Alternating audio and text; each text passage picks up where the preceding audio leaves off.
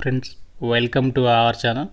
Government of India కింద పనిచేస్తున్నటువంటి tourism డిపార్ట్మెంట్లో ఖాళీగా ఉన్న పర్మనెంట్ క్లర్క్ ఉద్యోగాలకి నోటిఫికేషన్ రిలీజ్ అయింది. జాబ్లో చేరగానే మీకు 60,000కి పైగా శాలరీ వస్తుంది. ఎలాంటి ఎక్స్పీరియన్స్ అవసరం లేదు. మీరు ఏ విభాగంలో ఇంటర్మీడియట్ కంప్లీట్ చేసినా ఈ నోటిఫికేషన్కి అప్లై అయితే చేసుకోవచ్చు. ఎటువంటి అప్లికేషన్ ఫీజు కూడా లేదు. మేల్ అండ్ ఫిమేల్ క్యాండిడేట్స్ అందరికీ కూడా అవకాశం అనేది ఉంది. ఈ వీడియోలో మీకు అన్ని డీటెయిల్స్ని క్లియర్గా ఎక్స్ప్లెయిన్ చేస్తాను. సో వీడియోని ప్రతి ఒక్కరు కూడా లైక్ చేసి ఒక చిన్న సపోర్ట్ అనేది ఇవ్వండి. సో చాలామంది చూస్తున్నారు కానీ లైక్ చేయడం మర్చిపోతున్నారు. మీకోసం ఎంతో ఎఫర్ట్స్ పెట్టి రిలీజ్ అయిన వెంటనే అప్డేట్స్ అయితే ఇస్తున్నాను. సో మీ నుంచి ఒకే ఒక చిన్న లైక్ అయితే ఎక్స్పెక్ట్ చేస్తున్నాను. కాబట్టి తప్పనిసరిగా వీడియోని అయితే లైక్ చేయండి. ఛానల్ని ఫస్ట్ టైం చూస్తున్న వాళ్ళు ఇప్పుడే సబ్స్క్రైబ్ చేసుకుని చూడండి. నోటిఫికేషన్ డీటెయిల్స్లోకి వెళ్ళినట్లయితే government of India ministry of tourism కింద పనిచేస్తున్నటువంటి కేంద్ర ప్రభుత్వ సంస్థ national Council for Hotel Management and Catering టెక్నాలజీకి సంబంధించినటువంటి సంస్థలో ఖాళీగా ఉన్నటువంటి క్లర్క్ లెవెల్ జాబ్స్కి ఈ నోటిఫికేషన్ అనేది రిలీజ్ అయింది. ఈ రిక్రూట్మెంట్కి సంబంధించి మనకి రీసెంట్లీగానే అప్లికేషన్ ప్రాసెస్ అనేది స్టార్ట్ అయింది. 16th ఆగస్ట్ నుంచి లాస్ట్ డేట్ వచ్చేసి మీరు సెప్టెంబర్ 16th వరకు కూడా మీరు అప్లికేషన్ అనేది చేసుకోవచ్చు. ఇక్కడ మనకి అఫీషియల్ వెబ్సైట్లోనే అప్లికేషన్ ఫామ్ కూడా ప్రొవైడ్ చేశారు. సో ఎటువంటి అప్లికేషన్ ఫీ అయితే లేదు. మీరు ఏ క్యాస్ట్ వాళ్ళైనా సరే ఈ నోటిఫికేషన్కి ఫ్రీగా అప్లై చేసుకోవచ్చు. కాబట్టి ప్రతి ఒక్క క్యాండిడేట్ కూడా ఈ నోటిఫికేషన్కి ఇప్పుడు వీడియో చూసిన వాళ్ళందరూ కూడా తప్పనిసరిగా అప్లికేషన్స్ పెట్టుకునే ప్రయత్నం చేయండి. మీకు ఇదే వీడియోలో అప్లికేషన్ ఫామ్ ఫిల్ చేసి చూపిస్తాను. సో కాబట్టి ప్రతి ఒక్కరు లాస్ట్ వరకు అయితే చూసే ప్రయత్నం అయితే చేయండి. నోటిఫికేషన్ ద్వారా భర్తీ చేసినటువంటి పోస్టులకి సంబంధించి ఎసెన్షియల్ ఎడ్యుకేషనల్ క్వాలిఫికేషన్స్ విషయానికి వచ్చినట్లయితే మినిమం మీరు 12th పాస్ అయితే సరిపోతుంది. లేదంటే ఈక్వాలెంట్ క్వాలిఫికేషన్ ఉన్నా కూడా అప్లై అయితే చేసుకోవచ్చు. అంటే ఇక్కడ మీరు ఏ విభాగంలో ఇంటర్మీడియట్ కంప్లీట్ చేసినా అప్లై అయితే చేసుకోవచ్చు. అలాగే మీరు ఏ విభాగంలో డిప్లొమా పాస్ అయినా కూడా సో ఈ నోటిఫికేషన్కి అప్లై చేసుకోవడానికి ఛాన్స్ అనేది ఉంటుంది. సో మీ ఇక్కడ ఎలాంటి పాస్ పర్సంటేజ్ కూడా అడగలేదు. మీరు ఎటువంటి 12th పాస్ సర్టిఫికేట్ కలిగి ఉన్నా సరే ఈ నోటిఫికేషన్కి అప్లై అయితే చేసుకోవచ్చు. సెలక్షన్ ప్రాసెస్ ఎలా ఉంటుందంటే సో మీకు ఫస్ట్ రిటన్ టెస్ట్ పెడతారు. సో దాని తర్వాత ఎవరైతే షార్ట్ లిస్ట్ అవుతారో వాళ్ళకి స్కిల్ టెస్ట్ అనేది కండక్ట్ చేసేసి ఈ యొక్క వేకెన్సీస్కి అయితే ఎంపిక చేయడం అయితే జరుగుతుంది. ఈ యొక్క క్లర్క్ లెవెల్ జాబ్స్కి సంబంధించి సెలక్షన్ వచ్చేసి సో మీకు ఈ విధంగా అయితే జరుగుతుంది. సాలరీస్ వచ్చేసి మనకి లెవెల్ 4th ప్రకారం అయితే ఉంటాయి. సో లెవెల్ 4th ప్రకారం గ్రేడ్ పే వచ్చేసి 2400. దీంతోపాటు మనకి సెంట్రల్ గవర్నమెంట్కి సంబంధించి లెవెల్ 4th పే స్కేల్ వచ్చేసి దాదాపుగా 26,000కి పైగా ఉంటుంది. దాంతోపాటు ఇంకా సెంట్రల్ గవర్నమెంట్కి సంబంధించి DA 53%. ఇవన్నీ అలవెన్సెస్ కలుపుకుంటే మీకు స్టార్టింగే 60,000కి పైగా సాలరీ వస్తుంది ఈ ఉద్యోగాలకి. ఇవన్నీ కూడా మనకి పర్మనెంట్ పద్ధతిలో అయితే భర్తీ చేస్తున్నారు. అండ్ ఇవన్నీ కూడా డైరెక్ట్ రిక్రూట్మెంట్ బేసిస్ కింద భర్తీ చేస్తున్నాము అని చెప్పేసి ఇక్కడ నోటిఫికేషన్లోనే సో క్లియర్గా వాళ్ళే మెన్షన్ చేయడం అనేది జరిగింది. ఏజ్ లిమిట్ విషయానికి వచ్చినట్లయితే మినిమం 18 నుంచి 27 ఇయర్స్ వరకు కూడా అప్లై చేసుకోవడానికి ఛాన్స్ అనేది కల్పిస్తున్నారు. జనరల్ కేటగిరీలో వేకెన్సీ కేటాయించారు. అండ్ ఇక్కడ EWS కేటగిరీకి సంబంధించి వేకెన్సీ అనేది కేటాయించడం అనేది జరిగింది. అండ్ ఈ యొక్క వేకెన్సీస్కి సంబంధించి మనకి అప్లై చేసే క్యాండిడేట్స్కి మీకు స్కిల్ టెస్ట్ పెడతారని చెప్పాను కదా. సో స్కిల్ టెస్ట్లో ఏంటి అంటే మీకు డిక్టేషన్ అనేది ఉంటుంది. సో డిక్టేషన్ వచ్చేసి 10 minutes 80 words per minute and transcription వచ్చేసి 50 minutes పాటు ఉంటుంది ఇంగ్లీష్కి సంబంధించి. సో ఆ యొక్క టెస్ట్ అనేది ఎవరైతే కంప్లీట్ చేస్తారో మీకు డైరెక్ట్గా ఈ యొక్క వేకెన్సీస్కి సంబంధించి అయితే ఎంపిక చేస్తారు. దానికంటే ముందు మీకు రిటర్న్ టెస్ట్ ఉంటుంది. సో రిటర్న్ టెస్ట్లో ఏంటి అంటే మీకు నార్మల్గా general awareness, quant, reasoning, general English. So నార్మల్గా సెంట్రల్ గవర్నమెంట్ జాబ్స్కి సంబంధించి ఏదైతే సిలబస్ ఉంటుందో అదే సిలబస్ మీద మీకు ఎగ్జామ్ అనేది కండక్ట్ చేయడం అనేది జరుగుతుంది. అప్లై చేయడానికి లాస్ట్ డేట్ 16th సెప్టెంబర్ వరకు ఇచ్చారు. ఆ డేట్ లోపు అయితే మనము ఈ జాబ్స్కి సంబంధించి అప్లికేషన్స్ పెట్టుకోవాల్సి ఉంటుంది.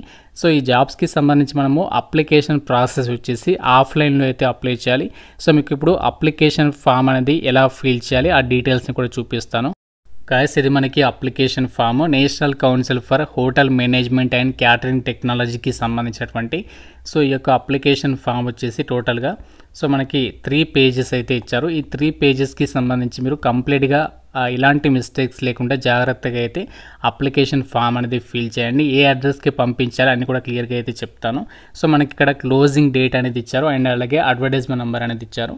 సో ఫస్ట్ ఇక్కడ మీరు కేటగిరీ అనేది సెలెక్ట్ చేసుకోవాలి. ఇక్కడ UR అంటే మీరు EWS వాళ్ళు అయితే మాత్రమే ఇక బాక్స్లో సెలెక్ట్ చేయండి. లేకుంటే మాత్రం UR అని చెప్పేసి సెలెక్ట్ చేయండి. తర్వాత మీరు ఇక్కడ ఏంటి అంటే రీసెంట్గా దిగినటువంటి కలర్డ్ పాస్పోర్ట్ సైజ్ ఫోటోగ్రాఫ్ అనేది ఇక్కడ అతికించండి. అతికించిన తర్వాత దాని మీద మీ సిగ్నేచర్ అనేది పెట్టాల్సి ఉంటుంది. సో ఫోటోగ్రాఫ్ మీద సగము అండ్ అప్లికేషన్ ఫామ్ మీద సగం వచ్చేలా సిగ్నేచర్ అనేది పెట్టాలి, అంటే లైక్ ఈ విధంగా అనమాట. సో నెక్స్ట్ ఏంటి అంటే మీరు క్యాపిటల్ లెటర్లో మీ యొక్క నేమ్ అనేది రాయాలి, full name as per SSC memo ప్రకారం రాయండి. తర్వాత డేట్ ఆఫ్ బర్త్ అనేది 16th సెప్టెంబర్ వరకు. సో మీరు ఇక్కడ డేట్ ఆఫ్ బర్త్ రాసిన తర్వాత ఏజ్ అనేది ఎంతను కూడా ఇక్కడ మీరు మెన్షన్ చేయాల్సి ఉంటుంది. సో తర్వాత ఏంటి అంటే మీ యొక్క father name, next nationality. So మనది ఇండియన్ కాబట్టి ఇండియా అని చెప్పేసి మెన్షన్ చేయండి. తర్వాత జెండర్ వచ్చేసి మీరు ఇచ్చే జెండర్ అనేది సెలెక్ట్ చేయండి. తర్వాత మ్యారిటల్ స్టేటస్, సో మీరు మ్యారీడ్ అయితే మ్యారీడ్, అన్మ్యారీడ్ అయితే అన్మ్యారీడ్ అని చెప్పేసి సెలెక్ట్ చేయండి. సో తర్వాత whether applied under EWS category, so మీరు ఈడబ్ల్యూఎస్ కేటగిరీ కింద అప్లై చేస్తున్నట్లయితే ఎస్ మీద టిక్ చేయండి, లేకుంటే నో మీద టిక్ చేయండి. తర్వాత వెదర్ ఫిజికల్లీ ఛాలెంజ్డ్, మీరు ఫిజికల్లీ హ్యాండిక్యాప్డ్ వాళ్ళైతే ఎస్ లేకుంటే నో అని చెప్పేసి టిక్ చేయండి. తర్వాత అదేవిధంగా ఎక్స్ సర్వీస్ మెన్, సో మీరు ఇక్కడ ఎక్స్ సర్వీస్ మెన్ అయితే ఎస్ లేకుంటే నో సెలెక్ట్ చేయండి. Whether presently working in central or state government or autonomous bodies or PSUs అని చెప్పేసి ఉంది.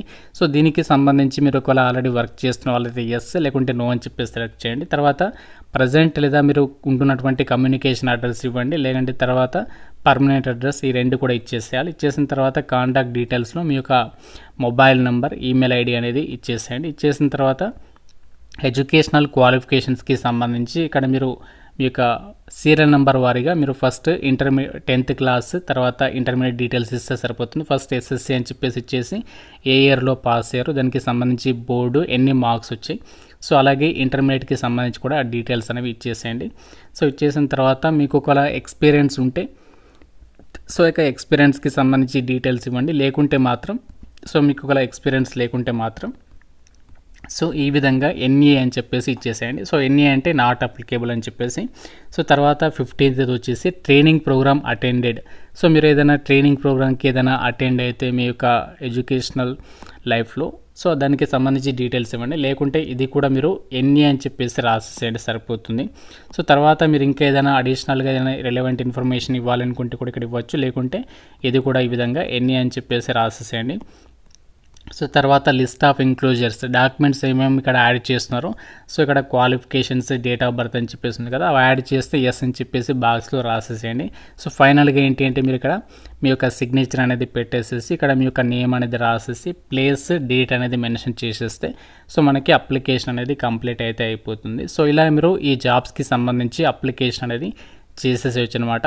సో ఈ విధంగా మీరు కంప్లీట్గా ఎలాంటి మిస్టేక్స్ లేకుండా అప్లికేషన్ ఫామ్ అనేది ఫిల్ చేయాలి. సో ఫిల్ చేసిన తర్వాత ఎటువంటి అప్లికేషన్ ఫీజు లేదు కాబట్టి సో అప్లికేషన్ ఫామ్కి మీ యొక్క ఎడ్యుకేషనల్ డాక్యుమెంట్స్ ఉంటాయి కదా, జిరాక్స్ కాపీస్, అవన్నీ కూడా అటాచ్ చేసేసి సో వాటిని మనము పోస్ట్ ద్వారా అయితే పంపించాల్సి ఉంటుంది. ఫ్రెండ్స్, మనము అప్లికేషన్స్ పంపించాల్సినటువంటి అడ్రస్ వచ్చేసి నోటిఫికేషన్లో ఇక్కడ సెకండ్ పాయింట్లో ఇచ్చారు చూడండి, the director A&F NCHMCT A-34 sector 62 Noida 201-309 ఈ అడ్రస్కి మనం అప్లికేషన్స్ అనేవి పంపించాల్సి అయితే ఉంటుంది. సో ఎన్వలప్ కవర్ పైన మీరు application for the post of stenographers grade D అని చెప్పేసి కంపల్సరీగా మెన్షన్ చేయాల్సి అయితే ఉంటుంది. సో ఈ విధంగా మీరు అప్లికేషన్ అనేది పోస్ట్ ద్వారా అయితే వాళ్ళకి పంపించాల్సి ఉంటుందన్నమాట.